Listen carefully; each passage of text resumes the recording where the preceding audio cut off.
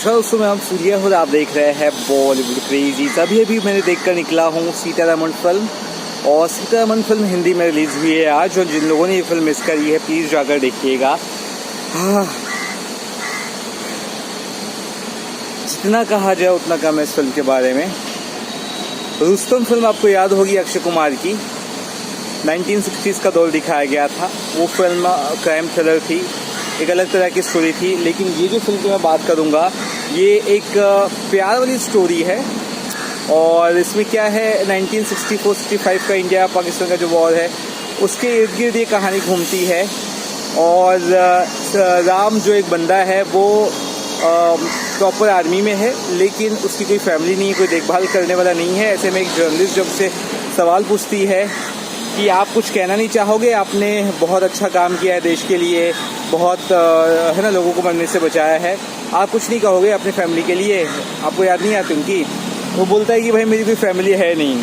ये बात I think all India radio की जो जर्नलिस्ट है वो रिकॉर्ड कर लेती है और वो सुन लेते हैं कई सारे देशवासी।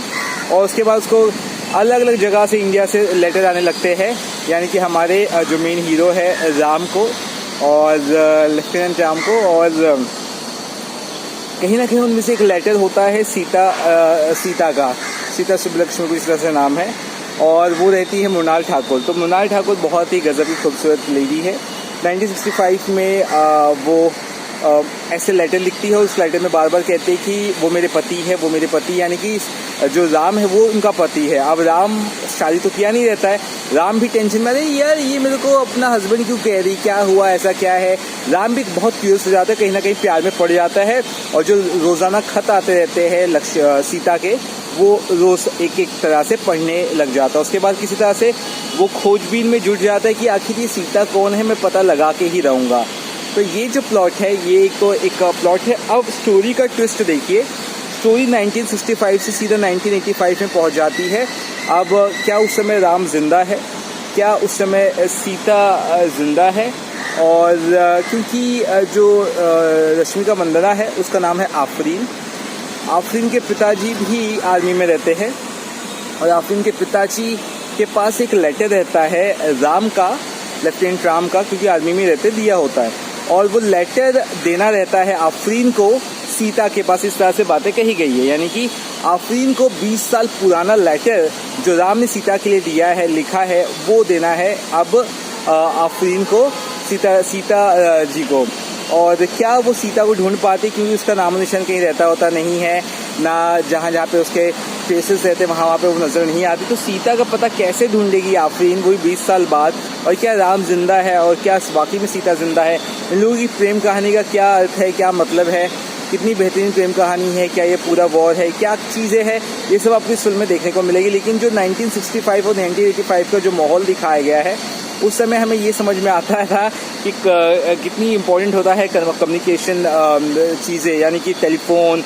और उस समय खत का जो दौर था, खत वाला जो प्यार है ना भाई, वो आज के ज़माने में आपको मिलने वाला नहीं है। और वही असली प्यार मैं तो कहूँगा, और वही खत वाला प्यार आपको इस फिल्म में देखने को मिलने वाला है। और ज़्यादा मैं रिवील नहीं करूँगा क्योंकि काफ़ी चीज़ें रिवील करी दी है, थोड़ा बहुत ज़्यादा रिवील नहीं किया। फिर भी फिल्म बहुत अच्छी तरह से बनाएगी। तो खास बात मुझे पता है क्या लगी, फिल्म का जो फील है वो बहुत ही ऑनेस्ट है, बहुत ही जेन्यून है। और जब फिल्म बहुत ही जेन्यून लगती है, ऑनेस्टी नज़र आती है फिल्म में, तो फिल्म चलती है।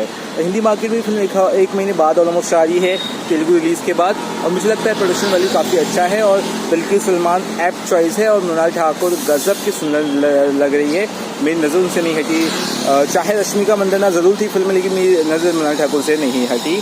और इससे ये भी समझता है कि एक ट्रेडिशनल कपड़ों में महिलाएं जितनी सुंदर लगती है वो वेस्टर्न ड्रेसेस में उतनी शायद नहीं लगती है, ऐसा मेरा मानना है।